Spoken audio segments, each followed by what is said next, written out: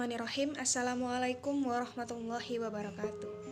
Kepada Bapak dosen yang saya hormati dan seluruh teman-teman kelas PAI 4F yang saya sayangi dan saya banggakan. Saya merupakan perwakilan dari kelompok 12 yang bertemakan pembaharuan pendidikan Islam. Di sini kami nanti akan menjelaskan sedikit tentang apa sih itu pembaharuan dalam pendidikan Islam. Dari kelompok kami yang beranggotakan, yang pertama adalah Ahmad Nasiruddin Asatari, NIM terakhir 184, yang kedua adalah Muhammad Mubarak, NIM terakhir 195, dan selanjutnya saya sendiri, Khairunisa Diana Permatasari, NIM terakhir 205, kami dari kelas PAI 4F. Untuk itu, silakan nanti teman-teman semua bisa menyimak penjelasan dari kami ya, supaya dapat mengambil manfaatnya. Terima kasih. Assalamualaikum warahmatullahi wabarakatuh. Sebelumnya perkenalkan, nama saya Muhammad Mubarak, NIM 193111195, kelas PAI 4F. Di sini insya Allah saya akan mempresentasikan hasil dari diskusi kelompok kami dengan judul pembaharuan pendidikan Islam. Sebelum masuk pada materi ini, di sini saya akan menjelaskan apa itu pembaharuan dan pendidikan Islam. Ya, langsung saja masuk pada pembahasan. Pembaharuan memiliki dua pengertian dilihat dari sebuah segi, yakni segi etimologi dan terminologi. Menurut segi etimologi, pembaharuan memiliki makna yakni proses, cara hidup yang baru, cara memperbaharui sesuatu, kemudian membangkitkan kembali, menyusun kembali, dan yang terakhir yakni menyesuaikan atau memulihkan seperti semula. Sedangkan menurut terminologi, pembaharuan memiliki banyak definisi. Di antaranya diungkapkan oleh Muhammad Ali Mukti yang menyatakan bahwa pembaharuan adalah suatu upaya untuk mengubah sesuatu yang buruk menjadi lebih baik dengan mengusahakan sesuatu yang sudah baik tersebut menjadi lebih baik lagi. Jadi kalau di sini saya menangkapnya yakni sesuatu proses di mana perubahan ke arah yang lebih baik. Kemudian ada pendapat lain yakni menurut Harun Nasution yang mengatakan bahwa pembaharuan ini sama dengan modernisasi. Pembaharuan di sini maksud saya modernisasi berasal dari bahasa barat yang berarti adalah pikiran-pikiran, aliran ataupun gerakan yang mana berusaha untuk mengubah pikiran-pikiran lama, konstitusi lama, dan pendapat-pendapat yang lama dengan pendapat-pendapat dan keadaan yang baru, di mana hal ini timbul akibat majunya ilmu pengetahuan dan teknologi yang modern. Dari paparan yang sudah saya katakan tadi, dapat ditarik kesimpulan bahwa pembaharuan adalah suatu usaha yang efisien, produktif, dan efektif guna mencapai tujuan yang ke arah yang lebih baik. Kemudian yang dimaksud di pembaharuan dalam pendidikan di sini adalah suatu perubahan yang disengaja dan bersifat baru guna mencapai tujuan pembelajaran yang telah direncanakan. Kemudian masuk pada pendidikan Islam. Sebelum masuk pada materi pendidikan Islam, terlebih dahulu kita ketahui apa itu pendidikan. Pendidikan itu merupakan suatu usaha yang dilakukan oleh seseorang ataupun kelompok, di mana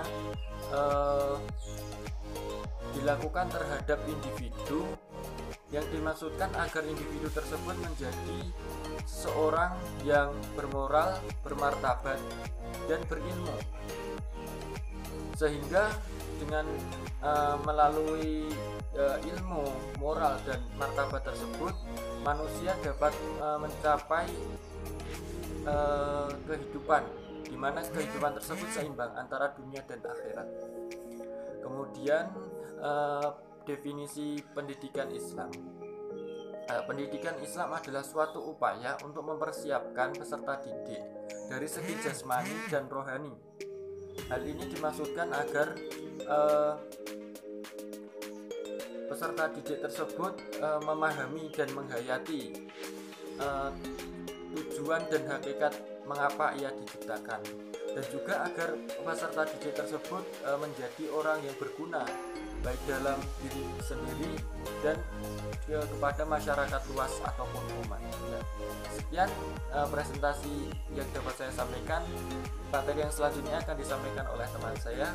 Kurang lebihnya mohon maaf. Wassalamualaikum warahmatullahi wabarakatuh. Kemudian faktor dan latar belakang pembangunan pendidikan Islam. Kalau kita kaji perjalanan sejarah Islam, kita dapat dikatakan dua faktor dan latar belakang mengatakan pembangunan pendidikan Islam pada abad modern. Kondisi internal dunia pendidikan Islam pada zaman pertengahan Islam, termasuk kondisi Muslim pada umumnya. Yang B, terjadi kontak antara Islam dengan Barat. Ada dua faktor. Yang pertama, faktor pertama yaitu dapat dikaji dari sejarah intelektual dan pendidikan Islam masa awal sampai zaman pertengahan Islam. Keberadaan institusi pendidikan Islam sejalan dengan kemunculan Islam itu sendiri. Institusi ini berkembang mulai dari bentuk yang informal seperti rumah, dar al-arqam, kitab dan majlis sampai kepada bentuk yang formal yaitu madrasah. Dalam Islam sesungguhnya tidak diketahui perbedaan antara ilmu agama dan ilmu kurban. Seperti hanya tersebut, semua pengetahuan dalam Islam pada akhirnya bermuara pada Allah Subhanahu wa taala. Namun pada prakteknya kelompok pokok pengetahuan agama lebih mendominasi dibandingkan dengan kelompok al-ulum syariah. Perkembangan tradisi pemikiran terutama perspektif umat Islam terhadap permulaan ilmu pengetahuan tersebut membawa dampak bagi dunia pendidikan Islam pada umumnya, sehingga institusi-institusi pendidikan Islam pada akhirnya berfungsi sebagai warna konsentrasi yang tentu saja kehilangan kreasi pengembangannya. Sebelum kehancuran teologi Mu'tazilah pada masa Khalifah Abbasiyah al-Ma'munah, mempelajari ilmu-ilmu umum yang berarti ditolak dari nalar dan kajian-kajian empiris bukan sesuatu yang tidak ada dalam kurikulum madrasah, tetapi dengan pemakluman untuk tidak membentuk pengalaman penggunaan laras terang dan Mu'tazilah.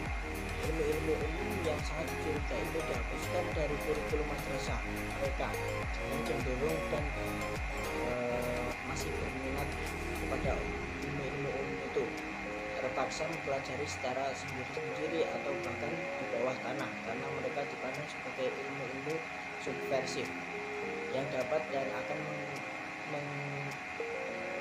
mengganggu stabilitas doktrin Sunni. Pada waktu yang sama, sains mengalami transisi ke dunia Eropa yang kemudian melahirkan revolusi industri dan membawa mereka kepada kemajuan yang demikian dapat digambarkan bahwa akar keterbelakangan dunia Islam dalam sains dan teknologi dapat dilacak dari hilangnya sains dari tradisi intelektual dan pendidikan Islam. Kondisi semacam itu tidak lepas dari kondisi sosial keagamaan masyarakat Muslim secara keseluruhan pada abad pertengahan. Hilangnya pemikiran rasional dan digantikan dengan pemikiran statis, taklid, bid'ah, dan khurafat menjadi ciri dunia Islam pada saat itu. Pemikiran Sumud itu selalu merambat dalam berbagai bidang bahasa, syariah, akidah, dan sistem masyarakat. Kejumudan dalam hal-hal di atas tampaknya terkait antara satu dengan lainnya, dan dalam kejumudan dalam satu bidang, terutama bidang akidah, mempengaruhi bidang-bidang lainnya. Dalam hal ini, Muhammad Abduh berasumsi bahwa akidah Jabariyah yang menjadi salah satu penyebab timbulnya kejumudan itu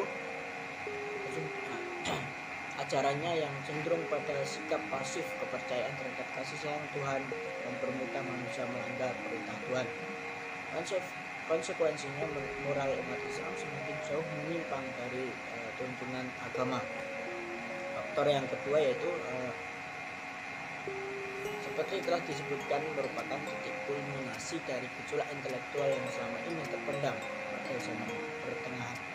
Sesungguhnya telah muncul beberapa pemikir Muslim yang dengan jeli melihat krisis keilmuan dunia Islam, tetapi mereka tenggelam di bawah arus utama yang tetap menghendaki kemampuan. Di antaranya adalah Ibnu Taimiyah yang mengadakan reformasi. Kritik-kritik tajam yang dilontarkan bukan hanya diarahkan pada sufis kuno dan para filosofis yang mendewakan nasionalisme, melainkan juga ke arah teologi Asy'ari. Periode modern 1800 Masehi merupakan zaman kebangkitan Islam. Ekspedisi Napoleon di Mesir terakhir di tahun 1801 membuka mata dunia Islam, terutama Turki dan Mesir, akan kemunduran dan kelemahan umat Islam di samping kemajuan dan kekuatan Barat.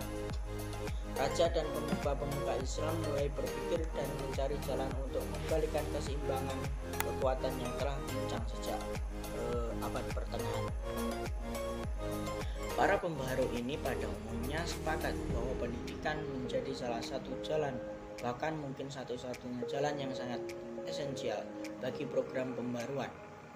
Untuk itulah banyak ditemui apakah dia seorang cendekiawan atau penguasa yang terjun langsung dalam dunia pendidikan praktis. Pada umumnya dapat dianalisis bahwa pembaruan Islam setelah munculnya usaha-usaha dari tokoh pembaruan Islam. Yang pertama, pembaruan pendidikan Islam yang berorientasi kepada pola pendidikan modern di Eropa. Yang kedua, pembaruan pendidikan Islam yang berorientasi kepada kemurnian kembali ajaran Islam. Yang ketiga, pembaruan pendidikan Islam yang berorientasi pada kekayaan dan sumber budaya masing-masing dan bersifat nasionalisme.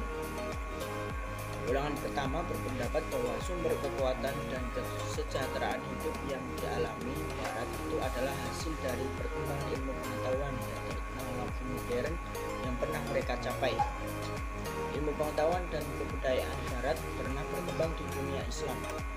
Atas dasar itu, untuk mengembalikan kekuatan dan kemajuan umat Islam harus menguasai sumbernya, yaitu ilmu pengetahuan dan teknologi.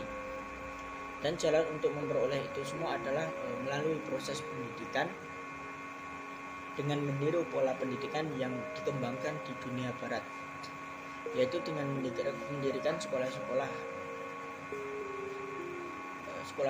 cara Barat, baik sistem maupun isi pendidikannya. Golongan kedua adalah gerakan pembaruan pendidikan Islam yang berorientasi pada sumber ajaran Islam yang murni. Menurut analisa mereka bahwa sebab-sebab kemunduran umat Islam adalah karena mereka sendiri tidak melakukannya, karena tidak melaksanakan ajaran Islam sebagaimana mestinya. Pola ini berpandangan bahwa sesungguhnya Islam sendiri merupakan sumber kemajuan dan peradaban dan ilmu pengetahuan modern. Hal ini telah terbukti dalam masa keemasan Islam. Tokoh-tokoh pembaruan golongan ini adalah Muhammad Abdul Wahab, kemudian ditokohkan oleh Jamaluddin Al-Afghani, dan dilanjutkan oleh Muhammad Abduh. Mereka membawa satu paradigma pembaruan yang memberantas takdir buta dan berusaha membuka pintu ijtihad. Dengan kondisi yang dibawa oleh perubahan zaman, penyesuaian dapat diambil dengan interpretasi baru terhadap ajaran Islam.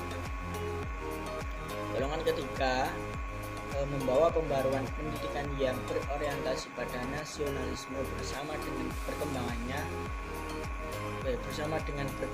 pada kehidupan modern meniru bangsa Barat yang sudah mencapai kemajuan karena adanya semangat nasionalisme mereka. Kesadaran nasional dan cinta tanah air inilah yang menjadikan negara Barat maju dalam berbagai bidang, terutama dukungan terhadap kekuatan politik mereka. Kesadaran nasionalisme pada umumnya mendorong bangsa-bangsa timur dan negara terjajah untuk mengembangkan jiwa dan semangat nasionalisme. Gerakan ini selanjutnya membentuk usaha-usaha merebut kemerdekaan dan mengadakan pemerintahan sendiri. Salah seorang tokoh dalam golongan ini adalah Mustafa Kemal yang membentuk gerakan melawan imperialisme Inggris di Mesir dengan tujuan membentuk kesadaran nasional dan kesadaran beragama. Ia juga berpendapat bahwa pendidikan tinggi, khususnya pendidikan di universitas mereka karena membentuk kesadaran nasional, sedangkan pers untuk membangkitkan kesadaran keberagamaan dan hubungan dunia Mesir dengan dunia lainnya. Dapat dipahami bahwa di dalam bidang pendidikan mereka berhasil menciptakan sistem pendidikan nasional sendiri. Di samping Mustafa Kemal, kepalanya adalah Toha Hussein yang kemudian diteruskan oleh Jamal Abdul Nasir. Assalamualaikum warahmatullahi wabarakatuh. Perkenalkan, nama saya Khairunisa Diana Permatasari, NIM 193111205 dari kelas PAI 4F. Saya merupakan perwakilan dari kelompok 12 yang dimana saya akan menjelaskan tentang dampak pembaruan pendidikan Islam di Indonesia. Pembaruan pendidikan Islam merupakan upaya modernisasi pendidikan Islam baik dari sisi metode, materi pembelajaran, aktivitas kependidikan Islam di Indonesia pada dasarnya sudah berlangsung dan berkembang sejak sebelum Indonesia merdeka hingga saat ini. Hal ini dapat dilihat dari fenomena tumbuh kembangnya program dan praktik pendidikan Islam yang dilaksanakan di Nusantara, baik berupa pendidikan pondok pesantren, ataupun pendidikan madrasah, ataupun pendidikan umum yang bernafaskan Islam. Pelajaran pendidikan agama Islam yang diselenggarakan di lembaga-lembaga pendidikan umum sebagai suatu pelajaran atau mata kuliah saja, maupun pendidikan agama Islam yang diselenggarakan oleh kelompok-kelompok tertentu di masyarakat, serta di tempat-tempat ibadah dan juga media massa. Pada abad ke-20, pembaharuan pendidikan Islam di Indonesia ditandai dengan munculnya pendidikan madrasi, masuknya bidang kajian non-agama dalam kurikulum pesantren, dan adanya pembelajaran yang terprogram dan mengintegrasikan ilmu pengetahuan agama. Bahkan pada waktu itu berdiri lembaga pendidikan Islam yang kurikulumnya telah menyerupai sekolah. Bahkan di tahun 2021 ini telah banyak berdiri pondok-pondok pesantren yang mengintegrasikan ilmu-ilmu agama yang berkualitas, baik secara ilmu maupun spiritual. Kemudian modernisasi pendidikan Islam di Indonesia menghasilkan pendidikan yang dinamis mengikuti perkembangan zaman dengan nilai Islami. Baik teman-teman semua, tadi sudah dijelaskan ya berbagai materi dari rekan-rekan kami atau perwakilan dari kelompok kami. Selanjutnya saya akan menyampaikan kesimpulan dari semua materi yang sudah dijelaskan oleh rekan-rekan kami tadi, yakni perkembangan ilmu pengetahuan dan teknologi di belahan bumi barat memicu perubahan pendidikan Islam, baik di Timur Tengah maupun di Indonesia sendiri. Kekuatan dan kemajuan umat Islam harus menguasai sumbernya, yaitu ilmu pengetahuan dan teknologi. Dan jalan untuk memperoleh itu semua adalah melalui proses pendidikan, dengan meniru pola pendidikan yang dikembangkan di dunia barat, yaitu dengan mendirikan sekolah-sekolah secara barat, baik sistem maupun isi pendidikannya. Di Indonesia sendiri, perkembangan pendidikan Islam membuat perkembangan pondok pesantren, madrasah, dan majelis ilmu agama mulai mempelajari ilmu-ilmu umum lainnya ataupun non-agama. Jadi tidak hanya mempelajari ilmu agama saja. Hal ini adalah bentuk modernisasi pendidikan di Indonesia supaya diharapkan bahwasanya generasi muda bangsa Indonesia atau peserta didik yang ada di Indonesia mampu menguasai baik ilmu umum dan juga ilmu agama.